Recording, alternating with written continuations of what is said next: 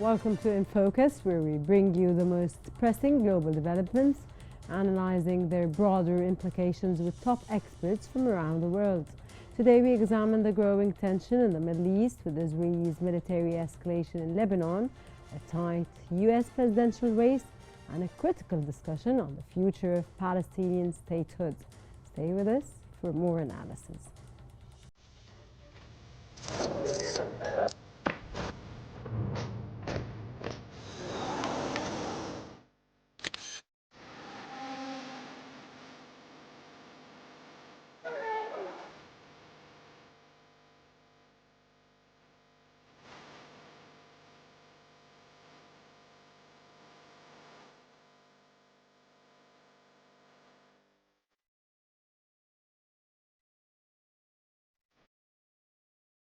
Our first segment focuses on Israel's military operation in southern Lebanon's Operation Northern Arrows. Since its launch in last September, Israel has ramped up ground and air attacks targeting Hezbollah. The question now is, can Israel achieve its goals, or is the situation far more complex? In a powerful display of courage, Irish peacekeepers once again stood their ground against an Israeli military advance in Lebanon, refusing to vacate their post despite facing overwhelming firepower. As reported by The Independent, this recent standoff is part of a long history of confrontations between the Irish contingent of UNIFIL and Israeli forces. The headline says it all. Irish peacekeepers stand firm against Israeli forces in Lebanon. This unwavering commitment by the Irish soldiers is a testament to their enduring mission to maintain peace, often against seemingly horrible odds circumstances.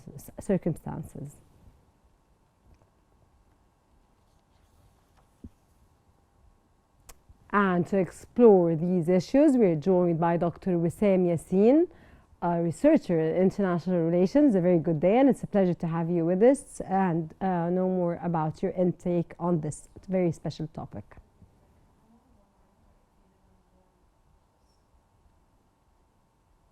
Welcome. What do you see as Israel's primary objectives with Operation Northern Arrows, and how have these evolved since this escalation?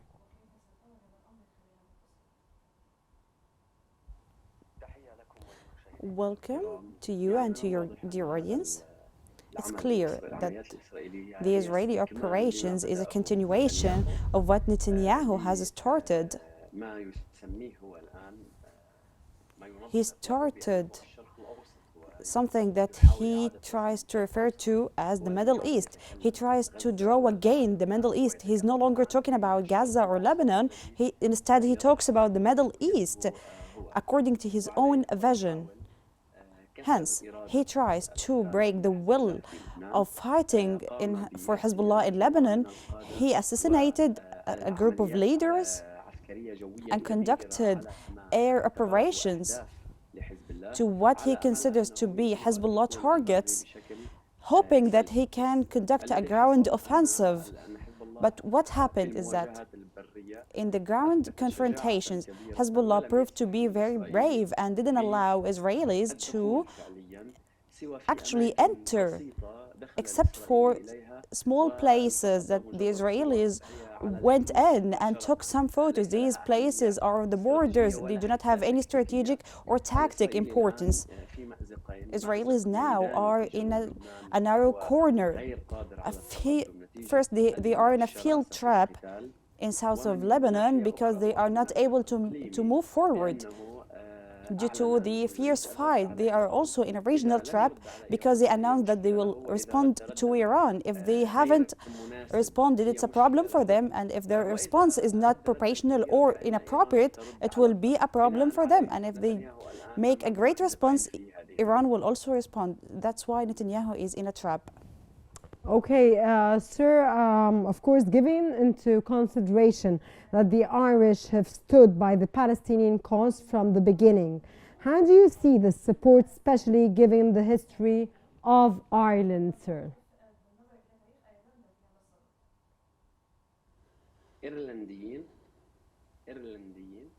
Do you speak about the Yes, sir.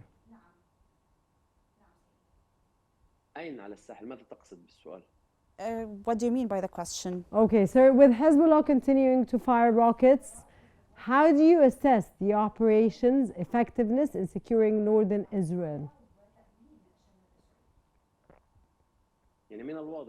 It's clear that Hezbollah has drawn an equation that in return of targeting Beirut southern side, the party will keep striking the north.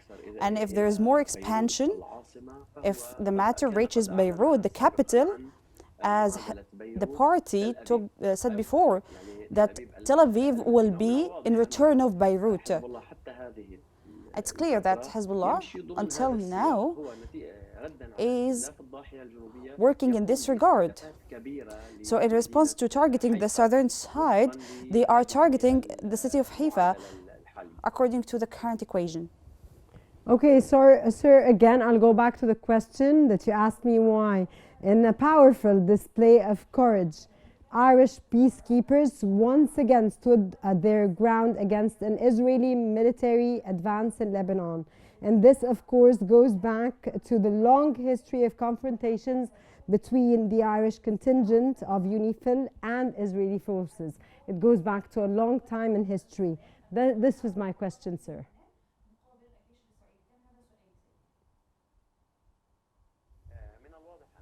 It's clear that the Israelis asked the peacekeepers to move back 5 kilometers inside Lebanon so they can conduct the military operations freely. UNIFIL considering themselves unconcerned with that, especially the forces you're talking about. I think the matter,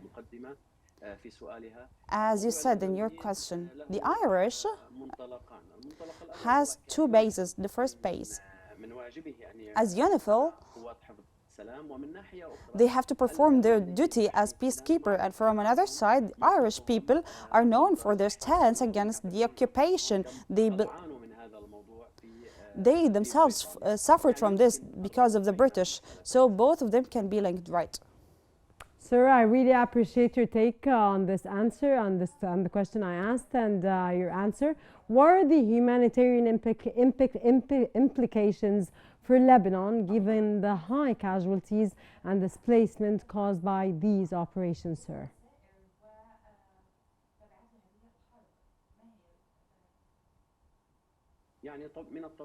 It's normal that in the light of any war, there will be displacement.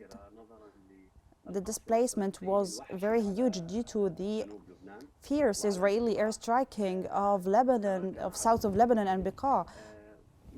The number of displaced people is increasing. It's normal. This is one of the bills to be paid. It's one of the sacrifices to be provided by the Lebanese people. However, the Lebanese are used to this. In 1993 and in 2006 and many other years, the Lebanese people displaced, they were patient, they supported the resistance until they won at the end. This is what they are looking forward to in this war. Despite of the displacement, the suffering in finding a shelter and food, but the Lebanese took a decision to resist. Thank you very much for your intake and informative knowledge, Dr. Yassin, for your valuable insights as well. It seems the situation remains highly volatile, with both sides facing serious challenges ahead.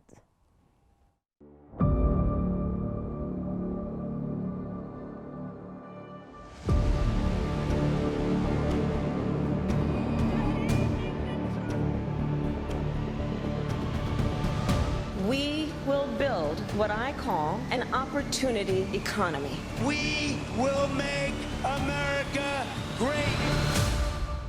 We're ready to fight for it. As one people, we are moving forward. We will make America safe again.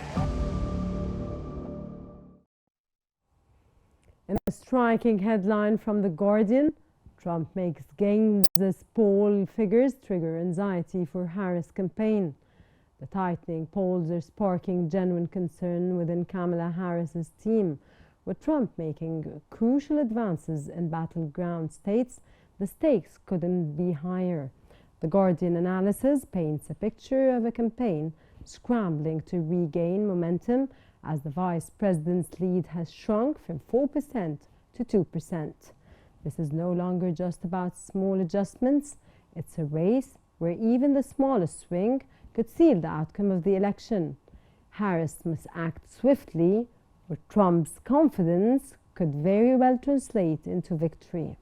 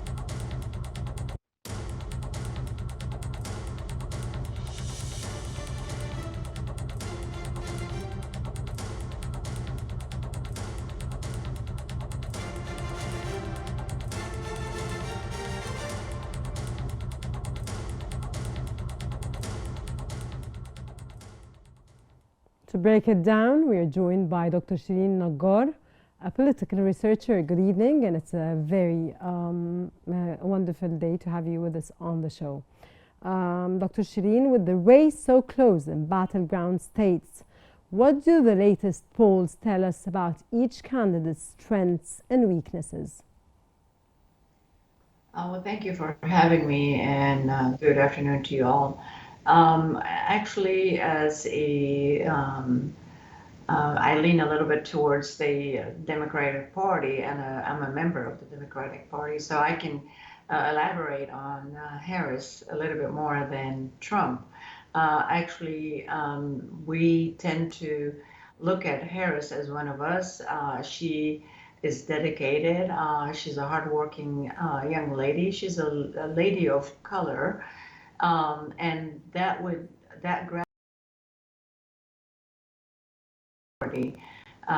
to her. She's supporting of women's choice. Even though Trump started off with saying he is against the women's choice, now he said I'm pro-choice, but with certain limitation. We see what happened in the last couple of days when it came to the hurricane disaster, and we heard some the candidates, and especially Donald Trump, saying that the federal government is not doing its job and it's not sending any money to the devastated area because they lean towards a Republican, or they're probably Republican states. And we see a lot of governors that are Republicans, like Florida governor and Georgia governor, contradicting what Trump is saying. It is these rumors that they spread left and right. It is a big part Dr. Shireen, sorry to interrupt you, but I just want to emphasize on something that you said now. Are you mentioning and stating now that the governors, Republican governors, were against what Trump said, or the statements that Trump did say when this hurricane took place? Correct. They did not go. So this is not in favor of Trump? No, what I'm saying is they of course, the Republican governors, but they contradict what he said. It's not like they didn't say that Trump is lying, and of course they can't say that. They just saying, elaborate and saying the government, federal government is doing its job. They're helping us. They're providing us with all what we need. So that's completely against what Trump has been spreading around. Also, Trump is always threatening that if he doesn't win, it will be, a huge implication. It will be a sea of blood. That is scaring everyone, and especially the people who are, in the middle. They're independent voters. So we look at him as, he's supporting Putin and the president of North Korea. And that also, a bad implication that he is not pro freedom. He is not a democratic president. But again, my interpretation is leaning towards, being a Democrat because I'm a member of the Democratic Party. Trump in the list, him and his running mate. Also, his running mate has, made a lot of women angry because he referred abortion to case. Yes, he referred to single women as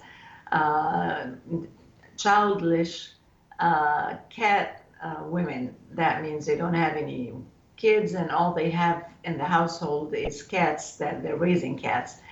All these remarks had angered a lot of women. I know in the his last interview, he indicated that, I should have said it better. That's not what I meant. My apology and all this stuff. But it's tit for tat. I think the election will be very, very close because Trump voters are very dedicated to Trump. And we saw that in the January when attack on the Capitol. So no matter what he says or what he does, we know He has a strong supporter, especially in the South. Um, but again, I hope that the Harris in the next few weeks will come up with a little bit more detailed agenda, because that's what the Republican is criticizing, that yes, she does support the middle class, yes, she does support women, but her agenda is not as clear as we want it to be. We know that Trump keeps saying, I'm going to continue the legacy, his legacy, the 4 years that he was in office. So we do know quite well Dr. his Shireen, because agenda. I want to take opportunity of your existence with me in this program or show today. Your take, Dr. Shireen, in 10 seconds, because we have to wrap up this segment. What role do independent voters play in this tight race, and how might they influence the final outcome? They are very, very important because they probably pretty much is going to decide the election, because left people are left, which is a Democrat. The people in the middle, they're right. We know them, and we know their dedication to the Republican Party. So the people in the middle, which are the independent voters, pretty much they're the one who's going to decide the election for 2024. Dr. Nagar, thank you very much for your take. Thank you very much for your informative knowledge. Thank you very much for helping us understand this critical juncture in the United States election. The stakes couldn't be higher as the race tightens in these key states. Our final segment tackles the complex issue of the United States' recognition of the Palestinian statehood, with Mexican president calling for the United States to officially recognize Palestine. The critical question is, will the United States follow suit, and what are the consequences?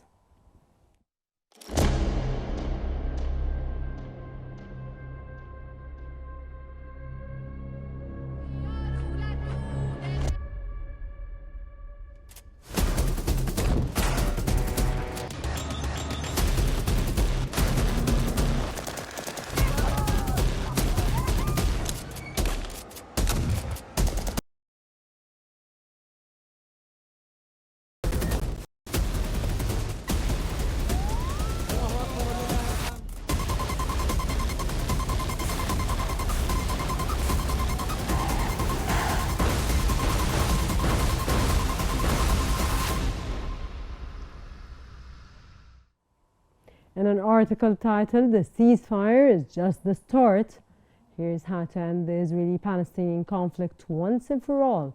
Time magazine highlights the urgency of not just achieving an immediate ceasefire, but taking bold and decisive actions to address the root causes of the 75-year conflict. The article condemns both the disproportional military assaults in Gaza and the devastating humanitarian crisis, urging global leaders to pursue a two-state solution based on mutual sovereignty and security. It's a powerful call for long-term leadership, not temporary measures, to bring lasting peace to a region on the brink of catastrophic war. This is a wake-up call for the world to act now before it's too late.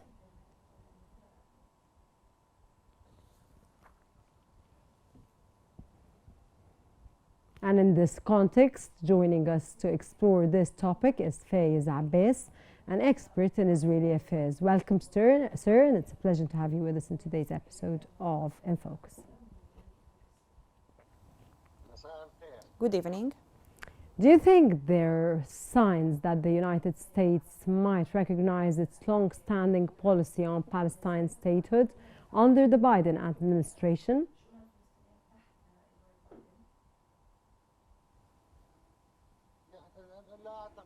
I don't believe that there will be any change in the policy of Biden's administration towards Palestinian people.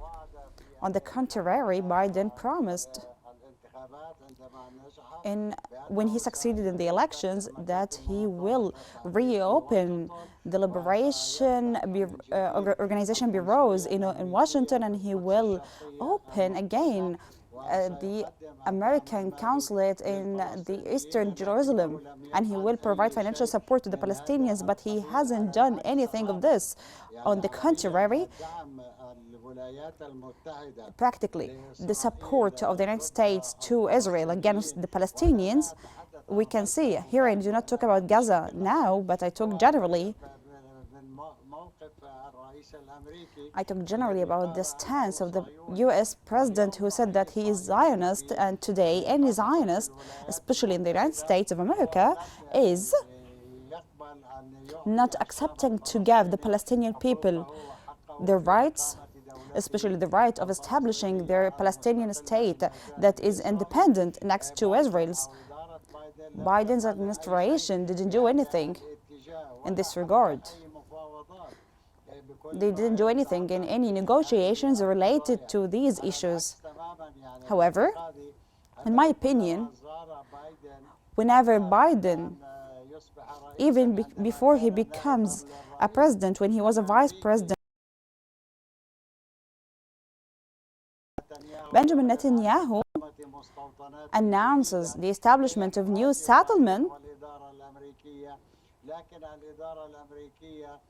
to embarrass Biden and the American administration. However, the American administration didn't do anything for this. They also continued to support the occupation government and the fascist right-wing government of Israel.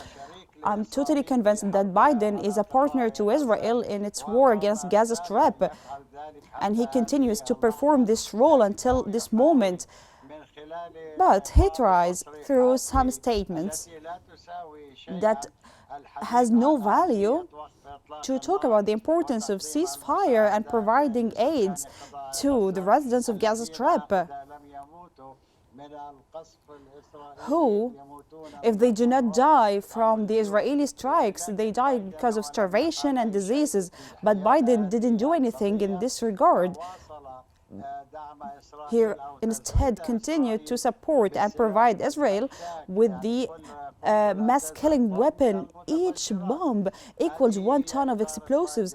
This is the administration of Biden. This administration supported Israel during its war against Gaza Strip. This is alongside the full partnership of this war with more than $19 billion, which means that Biden's administration's support to Israel is unprecedented even in the history of US-Israeli relations. But at the same time, Biden stated clearly that Netanyahu is a liar and manipulative, and gave him these qualities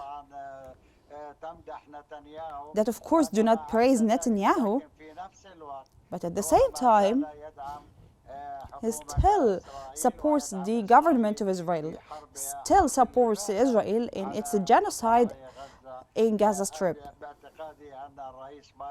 I believe that there is no president in the United States provided such aids to Israel. Also, we can see that Netanyahu slaps Biden, as the White House stated in several occasions. Even the polls and surveys in Israel are conducted to just know the Israelis' situation regarding Biden, and the majority prefers Trump over Biden, despite all the provided political, diplomatic, and military and economic support to the government. So practically, we can only say that Biden's administration is a partner to the genocide in Gaza Strip. Very true, sir. Thank you, Mr. Abbas, for your insight, informative take. And of course, your knowledge, that really, sir, taking into consideration, it's clear that while international pressure is growing, the road to Palestinian statehood remains fraught with political and diplomatic hurdles.